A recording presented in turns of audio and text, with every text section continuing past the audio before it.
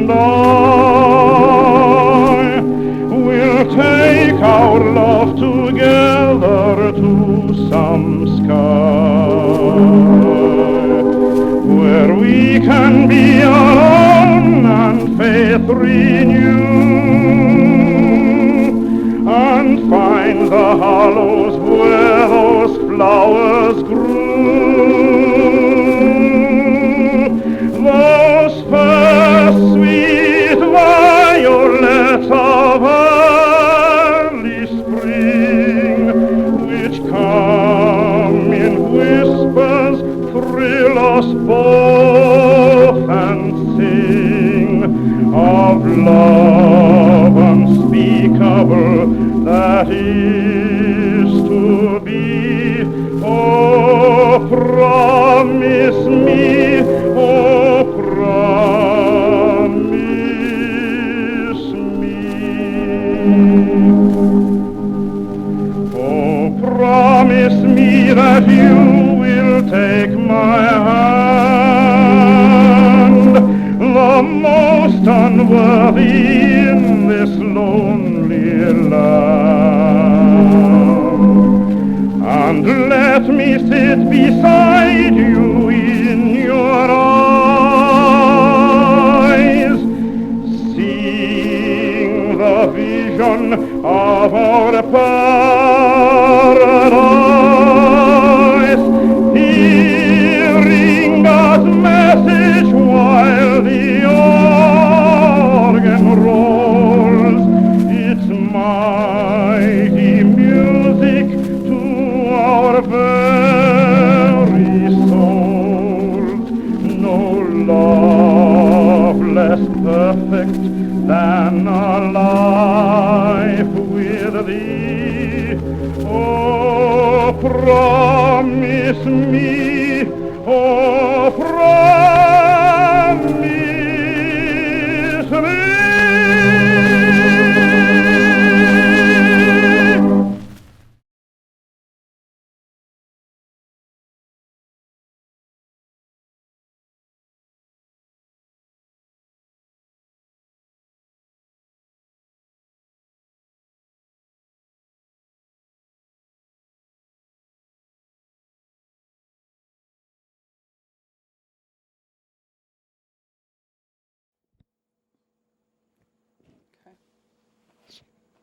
I was 18, 19 years old, and I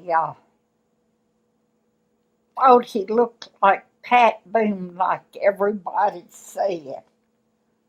I was going with another fella, pretty regular, but then when I saw Lamar, I knew he was the love of my life,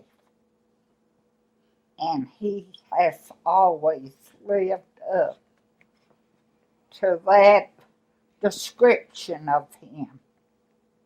Kind, loving, not doesn't say much Al, but is so humble and kind to people. Went to young people's meeting, and I had seen him like 2 or 3 days previously, and I was asked by him when they asked him if he would like to go to a carnival when we got out of the youth meeting. He said, "Well, I'm not going by myself and walk around a carnival." They said, "Well, do you see anybody you would like to ask to go?" And he pointed to me. And so they asked me if I would go and be his chaperone. But from then on, it was love at the first meeting. He wore a V-neck yellow sweater with long sleeve dress shirt and a tie that matched the sweater and all. And he wore yellow socks to match his yellow sweater. Good looking. It's just not a name good enough. He was good enough to eat up right then. I wore, I believe, uh, a skirt and a sweater. We didn't dress real fancy except for church. But he kept telling me how pretty I was and that he was glad he was taking me out on a date.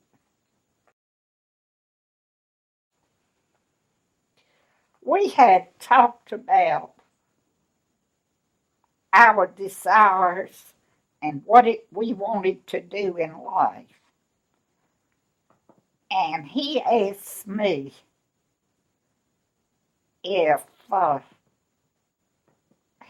would consider being his bride and living in Baltimore or wherever he traveled. And I told him yes, that I'd be honored that we become a team and marry and then have children. And then we talked about getting married in 2 years. But then, as the more we was together, the more we wanted to be with each other. So we decided, why wait 2 years to be man and wife? We decided to get married in April 6th. But we had a small church wedding and invited the whole church to our wedding. And we got married on Easter Sunday, 1947. And best day of my life. Since we was having a small wedding and we was trying to save money, and we paid for our wedding, I wore a beautiful shade of blue with a big picture hat, lace, blue gloves to my elbow to match my dress. And I think I wore black shoes or navy shoes. And Lamar wore a suit almost the color of my dress. It was blue. My maid of honor was my sister, who is now Jean Cromer. She was the 11th member of the Calloway family. Best man was Lamar's only brother, Alfred D. Miller. We didn't have a car, so we had to travel by train to Philadelphia. And Lamar had made reservation at the Benjamin Franklin Hotel. And we left the next day and rode the bus to the Pocono Mountains. And we stayed up there for 5-6 days. And it was a good time to be together. In our wedding vows, we promised to love, obey, and what else? to death do us part. And we tried to keep that vow by being married 67 years. And they were good years. Although we did have some small fusses sometimes, but we never went to bed mad at each other. One of us would have to forgive the other, and then we started all over again. But it was a good marriage, and I thank God for this man. I could not have found another person that loved each other as much as we did. And your dad came to see me every day or either wrote a beautiful love letter, and we lived about 2 blocks apart, and he would walk down and put it in the mailbox or either put it between the screen door and the door. And he kept telling me how much he loved me. And we just have had a great respect for each other. He was the love of my life. Sweet, loving, and never said anything bad about anybody. And fussed at me very little. And he always told me once during the day, at least once, how much he loved me. And I was the love of his life. And his pet name for me was Baby Doll. He was a wonderful husband and a wonderful dad. Each of our children have been such a pleasure to us, and we're proud of each one and for their families, their offsprings. And the one thing I hope they will always remember, that Lamar and I loved each of you with all our heart and want the best. And always put your mate first. So always love them and raise them as God-fearing children. Your dad had a great faith. He loved the Lord. He was born in the parsonage of the preacher of a Mennonite church in Pennsylvania.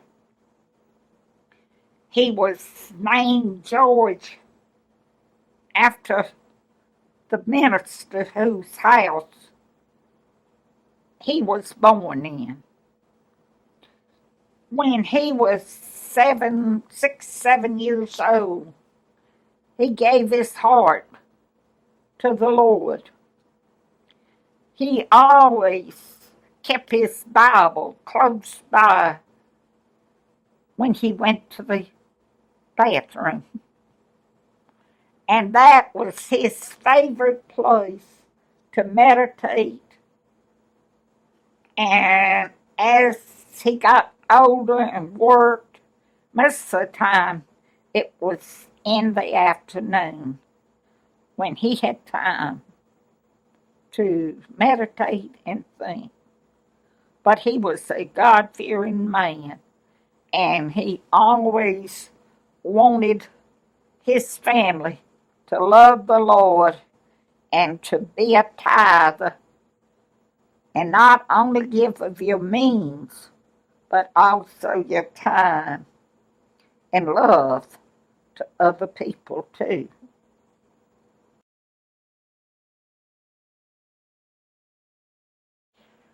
He would love for you to hold on to your faith and to strive and give the best when you are employed. But always remember, a job does not come before God. And when you retire, you may retire from your job, but we never retire until God takes us home. So always remember that your dad loved you and I loved him, and that we hope as you continue along your journey of life that you'll always keep him as the shepherd and leader of the flock. Kids, always remember that your mom loves you, and even though sometimes I didn't agree with you and gave you a hard time, remember at night I always prayed and asked the Lord to forgive me and to help me show my love more each day, and always know that your dad and I love you dearly, and we are glad that you're our children. See you later, honey. Oh, promise me, oh,